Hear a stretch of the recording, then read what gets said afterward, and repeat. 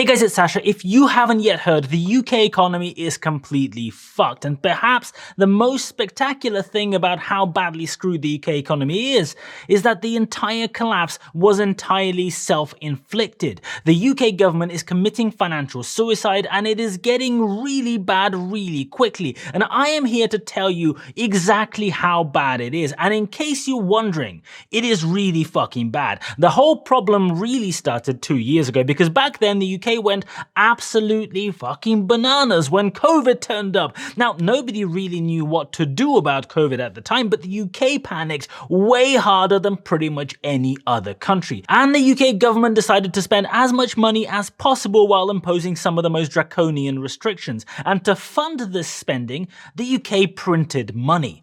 They printed a shit ton of money. Before the pandemic started, the UK M1 money supply sat at 1.8 trillion. And in the 2 and a bit years since COVID arrived, that number has increased by 50%. 50% is now at 2.6 trillion pounds. Just the official estimates alone put the UK government spending on COVID at around 400 billion pounds. Although if you look at the money supply chart, it kind of looks like the real cost was more like double. And of course, at the time, if you dared criticize the approach of lockdowns and the self-destruction of the economy, the destruction of small businesses, then you were immediately branded a COVIDiot. If you dared question whether the UK government should be spending ungodly amounts of money with zero accountability on whatever the fuck it is that they wanted without the need to go through any proper due diligence or processes, you were a conspiracy theorist. And so we had the mate of the health secretary who ran a local pub win a £40 million PPE contract. This is the sort of corruption that we point at happening in other countries like Russia or in Africa, but this happened right here in the UK.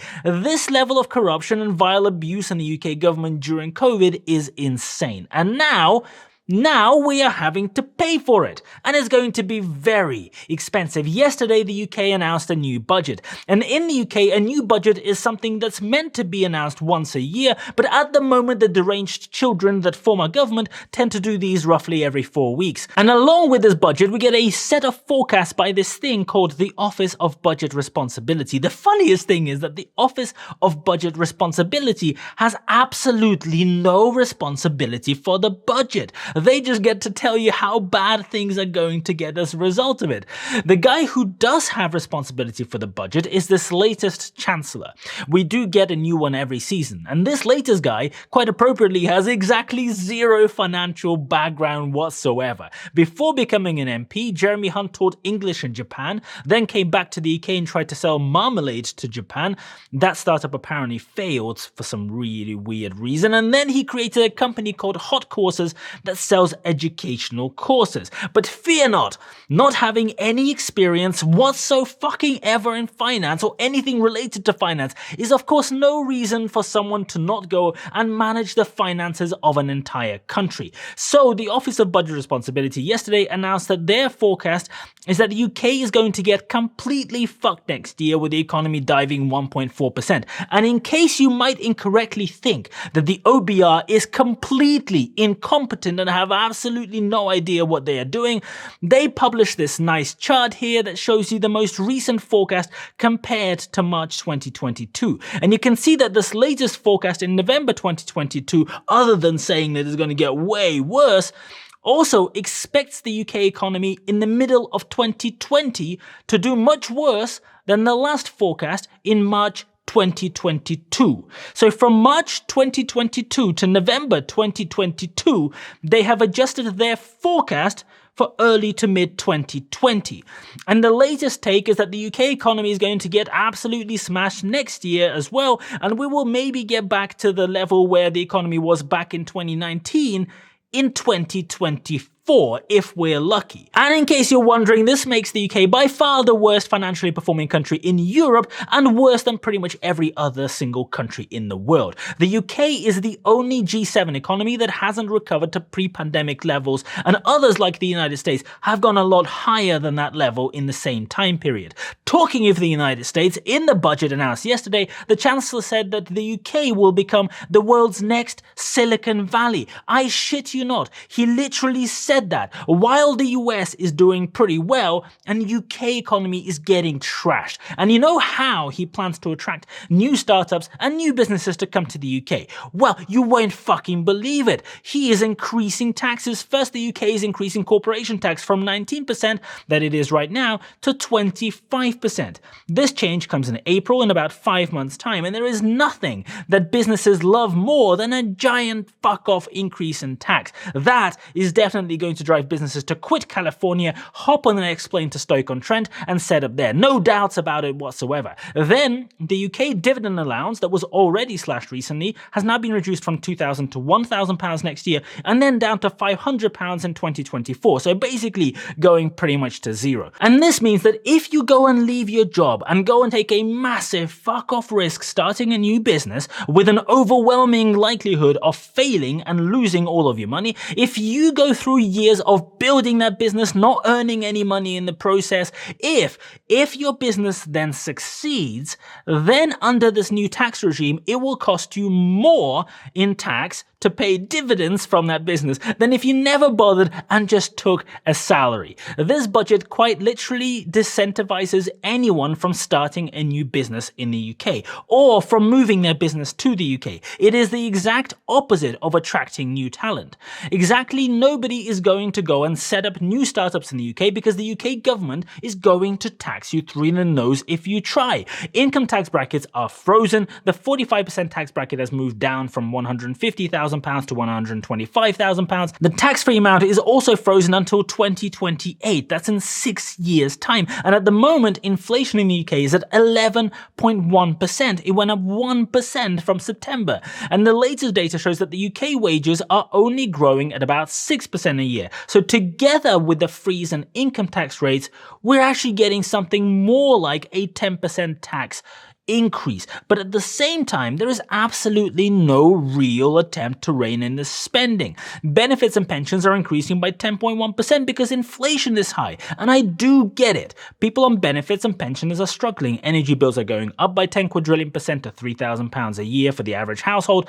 But it does seem somewhat peculiar to be increasing taxes dramatically in real terms of anyone who actually goes to work, so that anyone earning money for a living will get screwed as a result, but at the same time, welfare spending is increasing by the rate of inflation.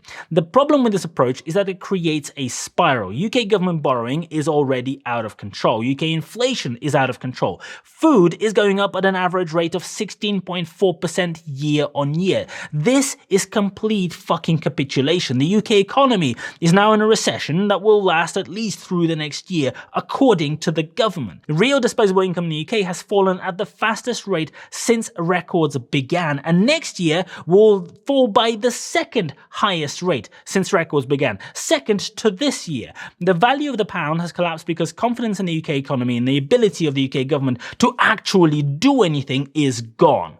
If you are planning to start up a new business, you are definitely not going to do it in the UK because the UK's new tax regime penalizes anyone who takes the risk of starting a new business. And any existing businesses operating within the UK are going to have a look at their operations and decide if they want to pay 30% more tax. Or maybe if they could prefer to go and move somewhere else. And now that the UK is not part of Europe because of Brexit, one or two of these businesses might just go and have a think and decide that maybe enough is enough. It's going to happen. The tax burden in the UK has now increased to 37.1% of GDP, which is the highest level since World War II. This is a fucking disaster. And you know what? You can't do shit about it because the current government that literally nobody elected can stay in power until January 2025. The current Prime Minister happens to be the same dweeb who destroyed the UK economy in the first place during COVID while he was Chancellor. And now, because of the magic of how UK politics works, after completely screwing up the UK finances through creating hysteria and panic 2 years ago, this guy gets promoted to be Prime Minister.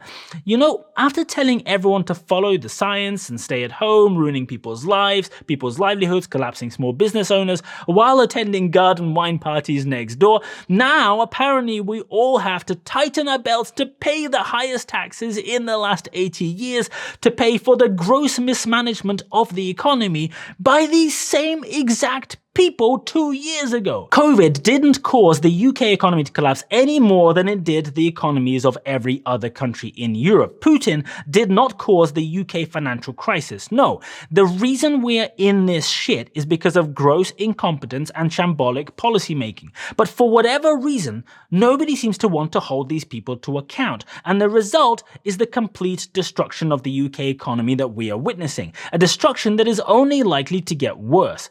It doesn't matter whether you prefer Conservatives or Labour. It doesn't matter what your political preferences are. This is not about party politics or about taking sides. It's not a fucking game. We are watching on as the UK government has become a laughingstock on the world's political arena. We have a broken political system that provides no accountability, where people who have no relevant qualifications whatsoever are appointed to extremely critical government roles in the middle of the worst financial crisis we have ever seen. And apparently all we can do is watch this shit show play out.